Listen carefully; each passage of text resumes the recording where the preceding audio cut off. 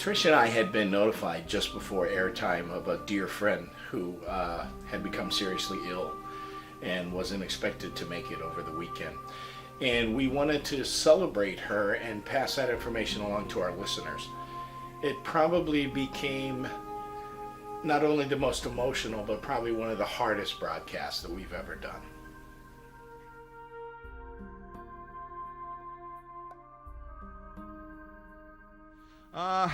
I apologize for the unusualness of tonight's program. We didn't know how... I don't know how long tonight's program is going to last, but for Trish and I and Matt and Tina, our hearts are in another place tonight. I want to tell you a story about a person that you have probably never heard of, someone that you probably don't know, and yet her work in and amongst the paranormal community has been monumental. A person who was my mentor in this field, who was there for me when I needed her, and who was also there even in those times when I didn't think I needed her. A person who I have held the deepest respect for and have always held her image and her example as that which the paranormal community should hold high and say that this is the type of person who has the quality and characteristics that we admire. She taught me a lot about the power of family and friends. She is someone who is a shining example of grace and dignity, someone who lovingly called me son. And with great respect and pride, I called her mom. Now, I've often told you on this program that there is a core of people in the paranormal community and in the paranormal field who I've always considered the silent heroes. The ones who have, throughout their lives, worked quietly in the background, unnoticed. Well, her name is Mary Pascarella Downey. Mary Pascarella Downey is one of those big silver shiny jewels who goes unnoticed, and yet her work is immense. She began in the paranormal community at a very young age. As a little girl, she began to notice that maybe she was different from others and found it very fascinating that some people didn't quite see the world the way that she did. She had a gift. She had the ability to speak with spirit, to communicate with spirit, and to glimpse into the veil of time. Growing up, as she developed her skills, she began to realize that there were others who had this ability as well, but not everyone. She began a radio program called The Rare and the Unusual back in the 50s at WICC in Bridgeport, Connecticut. For years, she talked about the realms of the paranormal, about ghosts and hauntings and the psychic realm. She never called herself a psychic. She declared herself a time walker, someone who had the ability to look forward and backward into time. In the early 60s, she founded the Psychic Research Institute, the first fully founded institute in the United States, because it came through and was associated with Yale University. And she was an instructor and the founder of that institute. Many people came through the doors of her school, including two new rookies in the field, Ed and Lorraine Warren. And she took them in and taught them about this thing that we call the paranormal. She was a dear friend to many in the community and remains a dear friend to many of us in the community, including myself, people you may have heard of like Betty and Barney Hill, Uri Geller, and so many others. Look at you in that picture. Long time ago. I'm just hot in any video that I'm in. Mary Downey eventually was called to work a very special case in the 70s. And she traveled to 112 Ocean Avenue. And there he is, George Lutz. And was a principal investigator with Ed and Lorraine Warren in the Amityville Horror. Since that time, she was so affected by that case, she quietly stepped out of the public eye and moved to Florida and lived her life raising her kids, raising grandkids, and being Mary Downey. I found it very fascinating the first time that I met her. She was speaking for the first time in some 30 years about the Amityville Horror at the invitation of our friend George Lutz. There he is. And speaking at that convention, she was amazing. Simply amazing. And she was able to reach into the crowd and touch people's lives.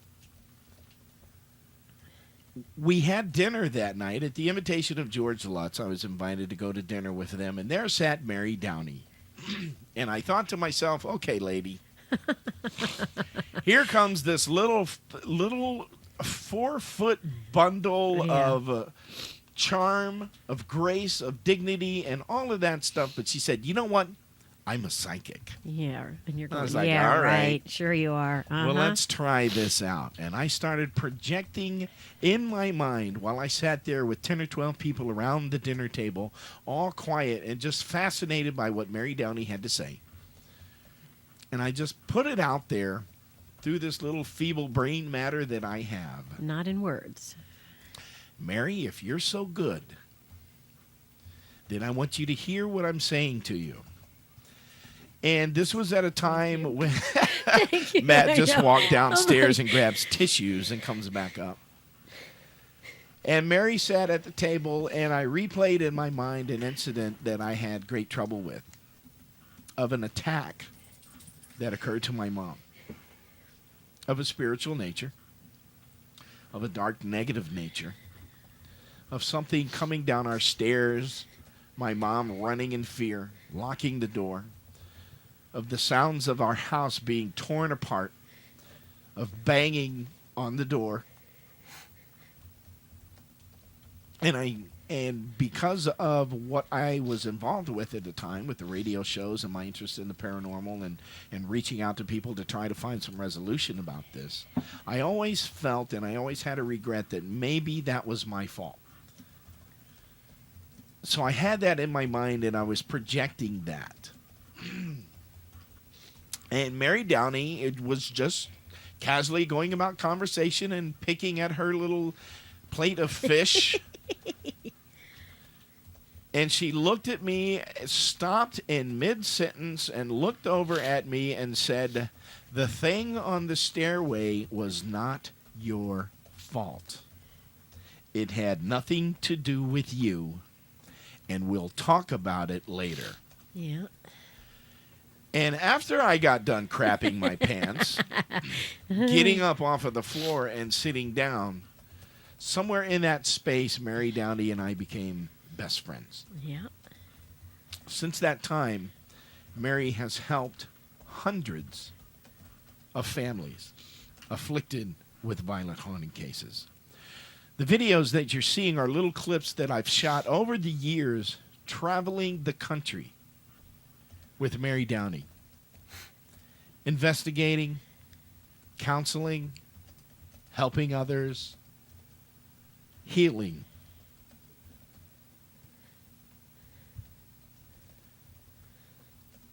Jason Gowan tried her like I did. Oh, if you're that good, tell me something I don't know. Yep. And she looked at him and she said, you know what? You have a kind heart. You're a good soul. And when you get your television show, just remember that. In 5 years. In 5 years' time, when you're on TV, remember who you are. Remember that you're a kind heart and that you have a good soul. 5 years later, Jason Gowan was starring on A&E Television's Extreme Paranormal. Wow. She told him within, 2 days of when his grandfather was going to pass. Yeah. And why. And I think it probably floored Trish more than anything else the day that Mary and I were walking in the mall, toddling along, arm in arm, and Trish was looking at her, and we had just started dating, and Mary looked at her and says, well, when you two get married. On your first anniversary, she said. Yep. And Trish looked at her like, what? Yeah, right. You think I'm marrying this guy? And so it came to pass. Yeah. Thank you, Mary Downey. You gave me release. You gave me healing. You gave me power. You gave me your kindness and your heart. And I thank you for that. I'm telling you this because I received a letter today from Mary, her daughter, by the same name, Marilyn. And it says, good afternoon, Tim. My name is Marilyn. I am Mary's youngest daughter. I was surfing the internet out of curiosity under my mother's name, and I came across a radio broadcast of your show back in August 2009. My mother always said that things happen for a reason and in their own time. And I just wanted to reach out to you because it seems that you have much love and respect for her. With a heavy heart and tearful eyes, I need to inform you that her health is rapidly declining, and unfortunately, she will not be back in Florida to do one of the things she enjoys doing so much, chatting with you. She is currently with family, where she is getting round-the-clock care from them, along with the angels of hospice. I have no idea why I reached out to you. But like she says, there is a reason for everything. We might not know what it is, but it is what it is. One of her favorite lines. Yeah. I want to personally thank you for your kind words of appreciation to her when you last met. Unfortunately, she did not get as much as she deserved of those kind words throughout her life. Nowhere near what she deserved.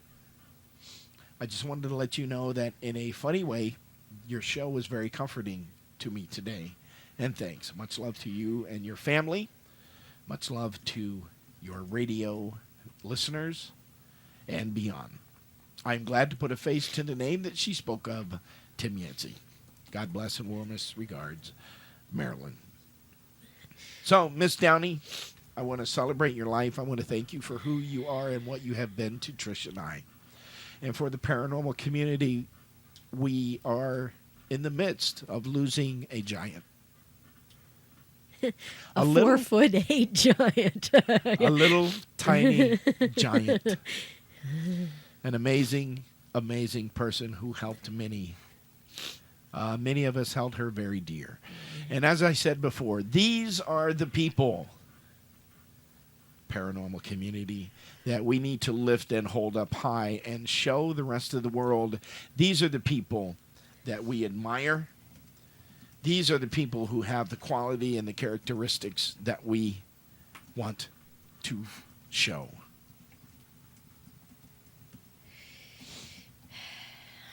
Miss Trish, I don't know. I pass it over to you. Oh, that's not very fair. I'm sorry, baby. You can flip our cameras on because we're crying messes on just about every show. It's all right. Well, It's funny. My first interaction with Mary was when I started dating Tim, and he said, when we started to get serious, he said, "Well, you're going to have to. I need you to talk to my friend Mary because she would like to speak to you." Yeah. And I talked to her on the phone, and it's funny because Tim and I jokingly are like, yeah, okay, you're a psychic, whatever. Don't know that I believe that, and I am very skeptical of anyone who says they're psychic, but I have never ever before felt someone on a phone call trying to pick my brain. It was very interesting. And so Mary and I had a very unique first phone call where she tried to assess my intentions with her son. and, Yep. Make and- sure that you were of quality and caliber. Yes, yes. And her and I and when she finally laughed and said, "Well, I know you know what I'm doing," basically, and I, was trying not to be mind read, if you will, and we kind of were fast friends from there because I, basically told her, "Look, I've got nothing but good intentions," and that was kind of where we kind of hit it off. But Mary was a unique expression to me stepping up with Tim. And through the years of hanging out with her, it's been a wonderful blessing. And she's done some really cool things. She's made our minister cry. She's Yeah. I remember the first time she met our minister that married us. And like we said, she's, like 4'8", and we all went to lunch afterwards, and she said, "I want to sit next to him when we get to lunch because I need to talk to your minister." And within 5 minutes, he's blubbering over his luncheon plate because of how accurate she was with some things that were going on in his life. And I never saw Mary as a psychic after that. I never asked her a question about what was going to happen. I never did any of that. Mary is to me something different. She's my mom from life, and Tim's mom from life, and I'm really grateful that we got to spend some time with her recently. Her plan was to visit us down here for a little while, and her grandson and some family, and then go up and go through some medical tests and procedures that she needed to do, and then come back. And that's not going to happen at this point. So sorry. Mary Downey is someone, as you can tell, who is very special to us. And so with that said, it is my prayer that you will think about our friend Mary Downey Yeah. this weekend.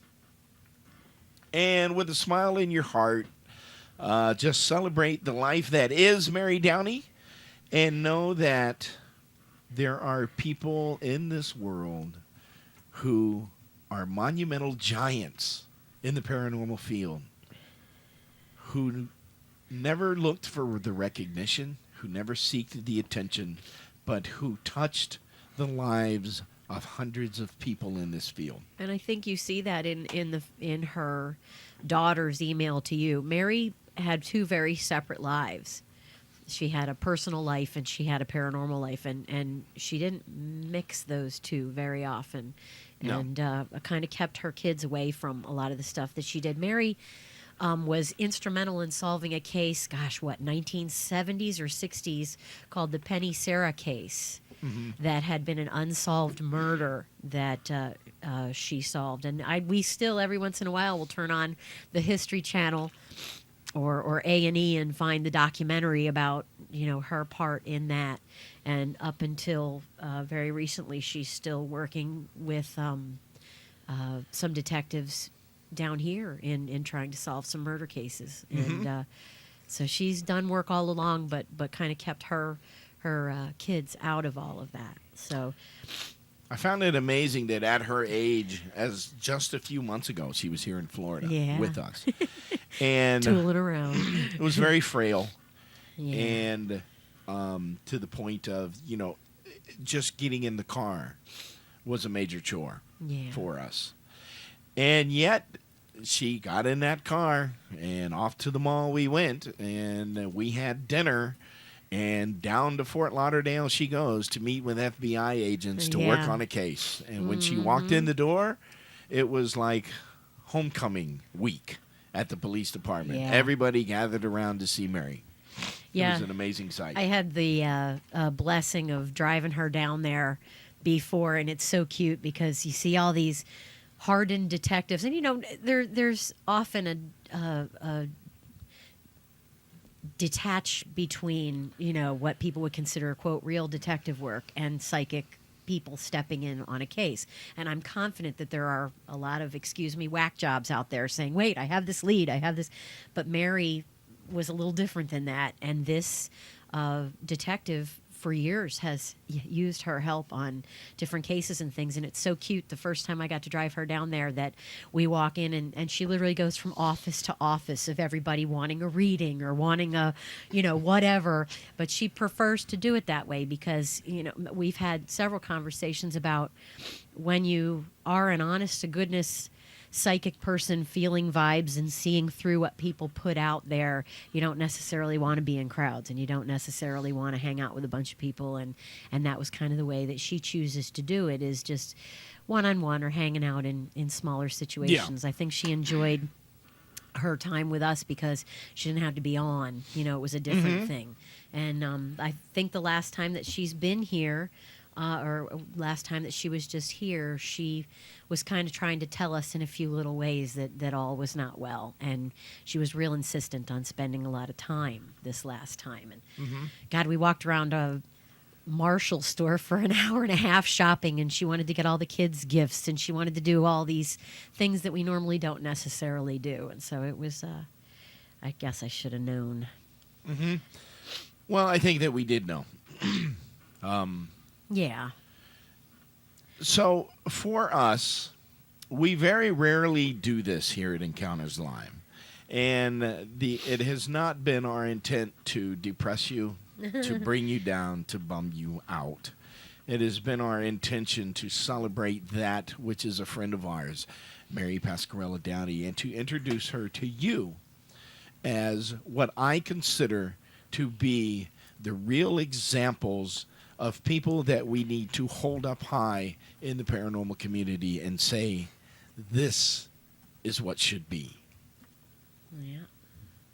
So with that said, as we end our show a little early tonight, please, on behalf of us, and again, this is a request that we very rarely put out, but I would like to ask for your prayers, your love, and your light for a dear friend, Mary Pascarella Downey.